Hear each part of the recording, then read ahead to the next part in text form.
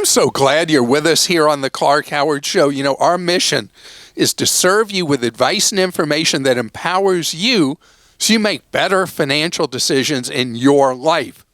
So it's a brand new week.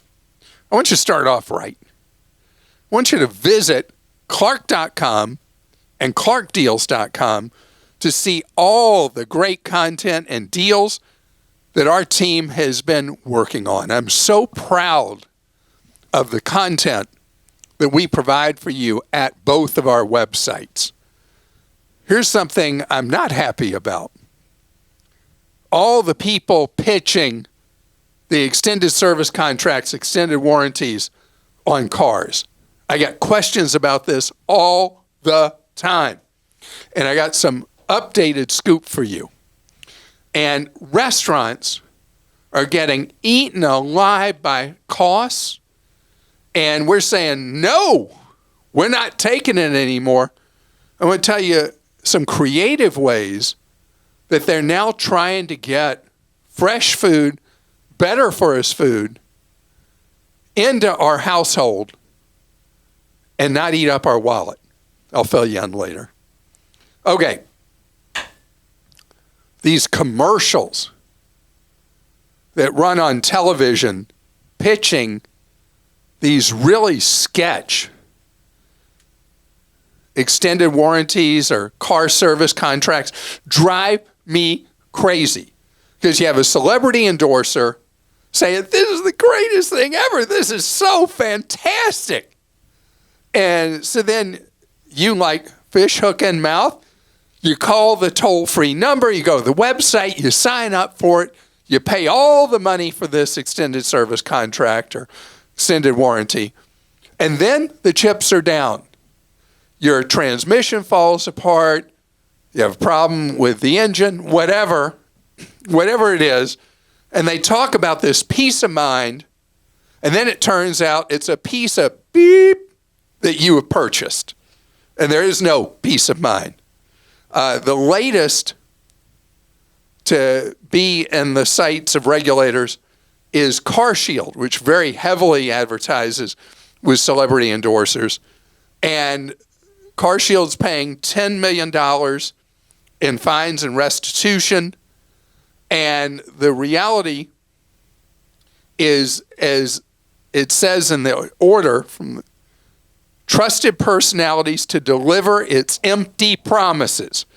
What are the empty promises? Okay, so one of the crazy things they've done, allegedly, at this particular company, is if somebody is someone they consider to be influential who has bought one of these, their warranty claims go right through.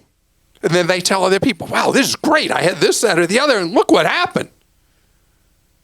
But then everyday people who have a problem with their vehicle, well, somehow, some way, no one will fix it. No one accepts the CarShield. And CarShield is just one of many of these that have been a problem for people over the years. One of the worst are the companies that do what are known as bust outs. Bust outs are very common with the extended service contracts, extended warranties sold by franchise new and used car dealers and independent car lots. So what happens with a bust out is a marketing company will go to a dealer and say, okay, so we got this warranty that retails at $1,995. You pay us $180 for it. You're making $1,800 on this thing. And the dealer's like, this is great. And so they sell this junk to consumers. And then the companies, after they have collected enough money, but before claims might come in, they vanish in the night. The reality is the only safe zone for you, if you want to buy an extension of the warranty on a vehicle you're getting, is you buy one that is sold by the manufacturer of your brand, not the dealer for that manufacturer that's selling you who knows what junk. You want the manufacturer's own extended warranty. You're not going to have to worry about bust outs. You're not going to have to worry about any of the stuff that has been such a problem with the breakouts and bust outs. Those terms are used interchangeably. Or with the people who promise, oh, we're giving you so much peace of mind when they gave you nothing. The manufacturer's warranties, the manufacturer is going to be around, and the warranties are taken care of at their franchise dealers. That's what you want. And Christa, I understand some of these ads, I don't watch a lot of TV, are very entertaining and engaging for these car contracts, service contracts. Not in my opinion, but actually this is really interesting because Michael in Florida is he's an auto mechanic and wrote in about this. He says, I work as a transmission tech at a dealership and enjoy listening and learning while I work. I've noticed recently people with aftermarket warranties not having their claims denied, but having caps on the repairs. Most recently, I had 2 different jobs where the warranty company had authorized around 75% of the repair. Most people expect it to be covered and don't have the money to pay the difference. That's why they bought the warranty. Please warn your listeners to buy a factory warranty, which either covers the repair or not, or don't buy a warranty, but save the money for your repairs. Well, I mean, that's so perfect. And a transmission, what a nightmare. There's somebody at the other side of this who's actually repairing vehicles. By the way, that's one of the allegations the Fed's made, is that even when a warranty pays, or a contract pays, it pays only pennies on the dollar of the actual cost of the repair. Richard in Wisconsin says, I drive 13,000 miles per year. My calculations dictate that a plug-in vehicle would not give me a return on the extra $5,000 for about 10 years. I don't take trips over 150 miles. An all-electric may be a good choice. Is there a good current list of electric vehicles that offer federal and state tax rebates? I hear that the list is shrinking. Okay, so this is a great question. And it's funny because I talked about this about 2 months ago, that there are a number of electric vehicles used in particular that are older generation electrics are selling at crazy cheap prices. And most of them qualify for a federal tax credit on the purchase of a used. On new, there are certain models that you get the tax credit if you go into a I can't say the word. You have to say it. A lease. A lease. That you get the full credit. Generally, I don't like leases, but in this case, I think they make sense on the electric vehicles if it allows you to get the full federal tax credit. The other thing is electric vehicle sales have slowed down. Their sales are still higher than they were a year ago, but they've slowed down a whole lot. And so the prices of electric vehicles, a lot of models, are now cheaper than the gas engine equivalent. Some of the Hyundais and Kias are cheaper in the electric version than they are in the gas engine, which is a big shift from where they were a couple of years ago. So you can get the credit on a lot of vehicles with the lease versus a buy. The list of vehicles you can get the tax credit on a buy, much smaller than it was, but you get the credit at the time you're purchasing. You don't have to wait like you used to till you file the next year's tax return. So I guess you'd have to do a calculation versus buying a used one if it's depreciated a lot, if it gives you more than 150 miles of charge, right? All right, so this is the problem. 13,000 miles a year of driving. Right. The 150-mile kind of more or less range of the last generation of used electric vehicles may not be enough for you to deal with as a daily driver of about 1,100 miles a month. So it depends on how long your commute is and how easy it is for you to install an electric vehicle charger at your home, which are now very cheap versus what they used to be very expensive. But this is one of those opportunities economically to zig when others are zagging. When electric vehicle sales were like the thing, they were so much more money than gas engine vehicles. Now that they're not in, they're now pretty much at price parity or cheaper than many gas engine vehicles. Karen in Georgia says, my son has a very good first job offer in Silicon Valley. He hates the thought of throwing his money away on rent, so he's considering putting a down payment on a mobile home in the Mountain View or Redwood City areas, like the one linked below, and I gave you the link. Are there any watch-outs on this? Will these homes appreciate? Is there anything else to consider? I was looking at this listing. It's a really nice home. Yeah.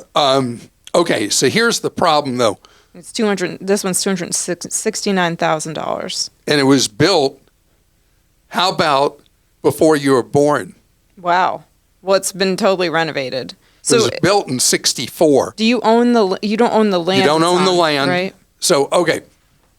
So what happens with a mobile home is if you don't own the land, you are kind of stuck. Because although they're called mobile, they're not easily movable. Mm-hmm. And you are the prisoner of whoever owns that land almost always. Now, this one does not say whether you actually own the land, which makes me think you don't. I feel like it would say that if you did. The financing on a mobile home is significantly more expensive than financing on a traditional built home or even a manufactured home that is put on a traditional foundation. So, yeah, you have the equivalent of being a renter and an obligation for owning the mobile home that sits on that property. So I'm not really jazzed by this as a way to, if you're thinking of it, if your child's thinking of it, oh, this is a way I'm going to not throw money away on rent, and I'm going to have something that's going to hold value. I'm not sold on that. It's still a lot per square foot. It is a lot per square foot. It's $2,700 a square foot, I think, 1,000 square feet. Yeah. And see, it shows no lot that you own, at least as I understand the listing. So at first glance, I think that it would be better for your son to rent for now rather than to buy. And you've said most people are better off renting right now anyway. Oh, the spread between renting and buying varies around the country. There are parts of the Midwest where it's still advantageous to buy versus rent, but in most of the country, it is much more cost effective right now to rent instead of buy. So I would say even if your son calls it throwing away money on rent, that's what he should do. So coming up ahead, we are throwing away so much more money eating out, 25% more than 5 years ago to eat out. And there are people doing some crazy things to lower the cost of eating out.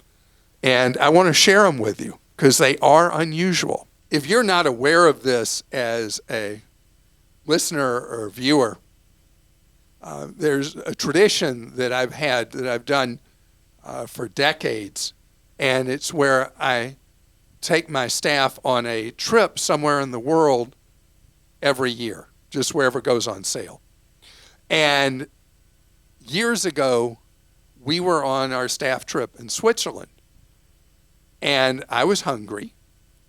And Switzerland, at one time, was the most expensive place to go in the world. They had extreme labor shortages and all that. And they were way ahead at the cutting edge plus on having automated food vending machines that weren't just things that handed out chips or cookies or candy bars or whatever, that handed out fresh food. And the problem was It was before machines would let you pick a language. So I go to one of these and I buy what I think is going to be a fresh, cold yogurt out of the machine, and I ended up with a container of jelly, strawberry jelly. Oh, well. Fast forward to today, all over the world, but more new in the United States, but spreading like wildfire around the United States, are these very sophisticated, robotic-like kitchens, and to call them anything, I don't know what else you'd call them other than a modern vending machine where you can get a healthy salad out of them. You can get a healthy meal. A lot of them will actually cook different things right before your eyes. I talked months ago about the automated pizza shops that are basically a giant vending machine you go to, and you select the pizza, and it's thin pizzas that your pizza pops out with the ingredients you requested in 3 minutes. And it just depends if the ingredients are actually good, if the pizza's going to be good. My son was complaining to me because he and a friend went late one night to one of these and bought a pizza from the vending machine. And if a teenager won't eat a pizza, you know it's bad. But that was about the ingredients. But there's more and more stuff, these machines that will sell you right before your eyes, no labor involved other than the stocking of the machine, making sure the cooking elements are working right, the refrigeration unit or freezer's working right. And I saw an item in the Wall Street Journal about the one called Farmer's Fridge, which I'd seen in an airport. And I think it was an airport I saw it. I definitely saw one. Yeah, airport. And it makes all kinds of fresh food, or has fresh food, temperature controlled, you can buy from the machine. And you think about an airport, when you're quick moving from a connection to a connection, your choices traditionally have been going into one of those, what they still call newsstands, and picking up really bad for you stuff, or a sandwich that was made like 4 days ago that's on the shelf, and running to the connecting gate. Well, now you can go to these machines, get really fresh food. You're not standing in a long line. And there are even now, I think about all these Starbucks lines in the airports where people pay for their Starbucks and then have to abandon it, never get their item because they have to wait so long they go to the gate. Now there are these new fancy automated barista machines that are appearing more and more places.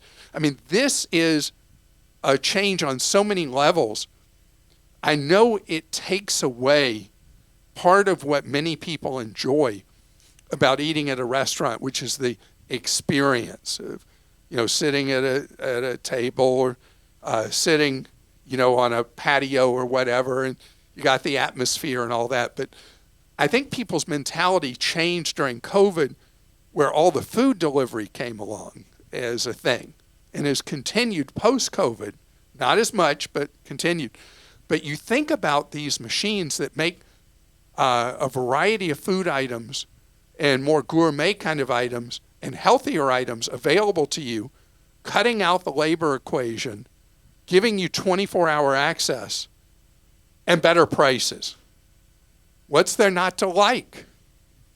And Christa, I know you would love this, because when we used to travel on book tour, you would just hate when we were on the move, how hard it was for you to get your healthy kind of food choices. Well, because you love places that, put your food in a stapled bag. I guess there are healthier places now that do that. We didn't have all the Fresh Mex and things like that back then. It was like McDonald's, Burger King, Okay, let's move on. Wait, you want to share what happened on the first trip we went to?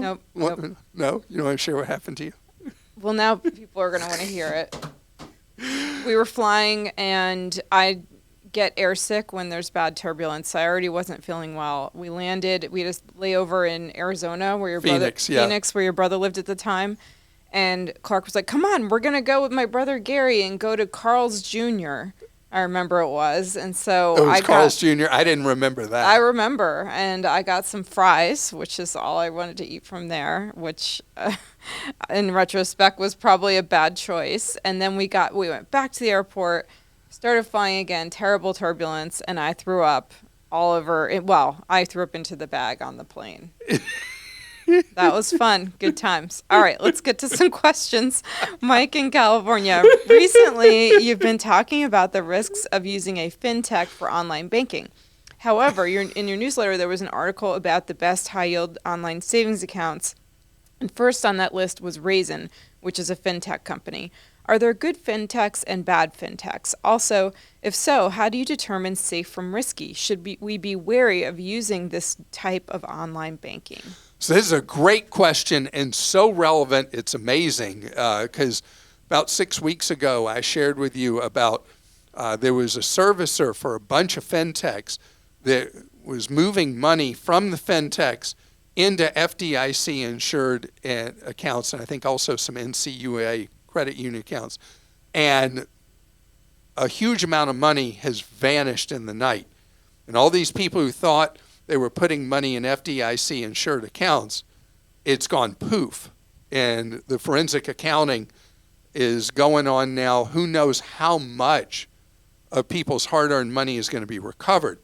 So that's why in our write-up on Raisin, one of the things we pay attention to is they have a different way of your money migrating from this fintech app where it goes directly into an FDIC-insured institution, at least that's what they say, and then from there goes into the institution where your money is going to be put into a high-yielding savings account or high-yielding CD.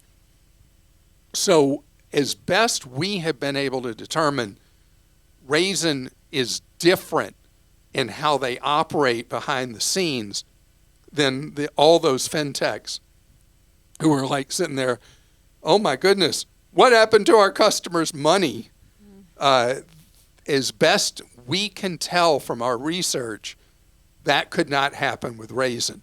The other thing that we talk about on Clark.com is the enormous advantage if you want to get higher yield on CDs is if you have an account at Fidelity Investments, Charles Schwab, or Vanguard, you place your money into CDs through them, what are known as broker place CDs.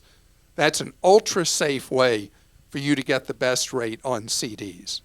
Mike in Oregon says, I have a new financial planner who is helping us get our plans in order for retirement in 11 years when I turn 65. And the good news is we are in good shape. My question is, I hear you clearly that we should never buy universal life. What about a convertible term policy? My advisor states that it's nice to have the option of a long-term policy beyond the 10-year term if needed. All right, so Mike, you just told me something that has me a little bit concerned. I want you to make sure that you are in a legally signed fiduciary arrangement with this financial planner. It is not normal that a fiduciary financial planner is putting an emphasis on having a convertible term to permanent insurance policy as part of how they do the planning. Having said that, this is something that is pitched and can be have your cake and eat it too. Because the idea is you buy a level term insurance policy for a term of 10 to 30 years. In your case, because when you're turning 65, a 10 or 15 year level term would probably make more sense. And then you have the privilege under the contract for the policy to convert later to what they call permanent.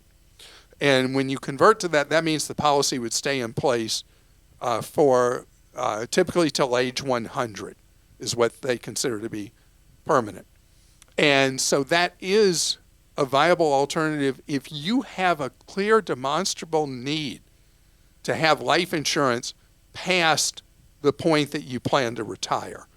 If you don't have a need to do that, you're better off buying a simplified level term policy. But please, I want you to to find out if you were in an arrangement with a fiduciary or a commission-based person who is a financial planner. Tim in Wisconsin says, do you have any opinions on these new super mini phones such as the Palm, which I believe Steph Curry was promoting? I realize they are limited on what you can do with them, but I'm a light user and really like the size. Okay, so this is funny. We haven't had a question about the Palm phone, I think, in like 4 years.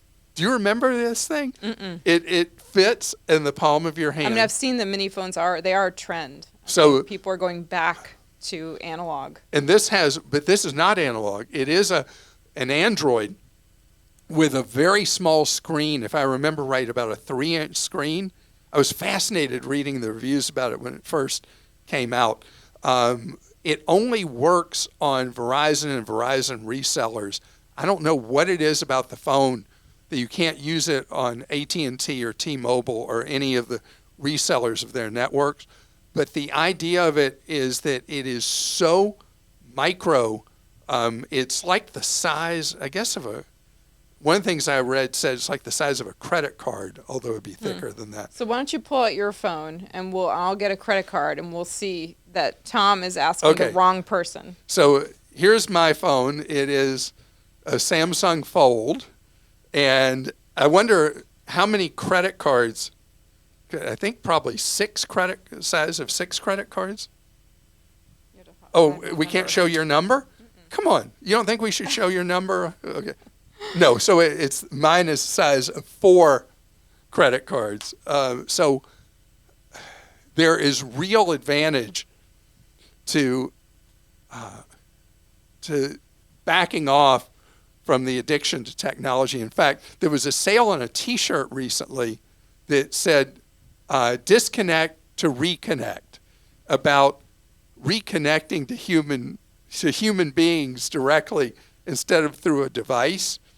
And that was really Clark Heel myself, that I bought this shirt to remind myself how much more important it is to have the human connection than it is when you see 2 people at a table and they're both looking at their phones.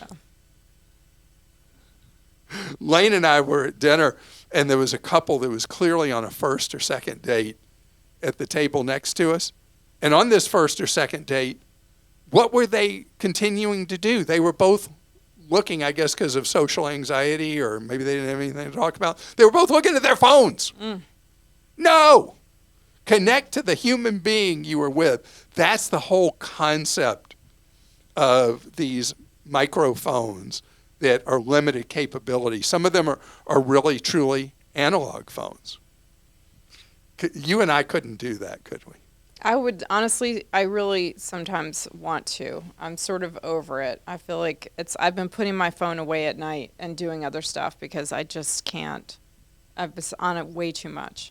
So I have now a cellular watch, and when I go out for a walk, you're covered in technology. You have 2 watches. You got your Oura Ring. I mean. Yeah, but I do now leave my phone behind and just wear my watch. And if I get a call, I have a headset and I can talk. So that's your microphone. That's micro. My headset. No, but you've got a micro watch phone. You're carrying a smaller phone than the Palm. Yeah. The Samsung Galaxy 7 watch cellular, something like that. Sorry, Tom. Yeah. I don't know if that helped you. Tom, so just know that the Palm or these other phones are a react to us being addicted to technology. And if you'd like to try it out, it's not a horribly expensive device. Neither are their competitors. So thank you so much for joining us today. And remember, whether you are pro-phone or anti-phone, we are here to serve you so many different ways, including with our websites, our newsletters, our podcasts, our YouTube show, social media, all of this. Wherever you want to be reached, we're there for you. And know why? Because we're dedicated to helping you save more, spend less, and avoid getting ripped off. And see you tomorrow.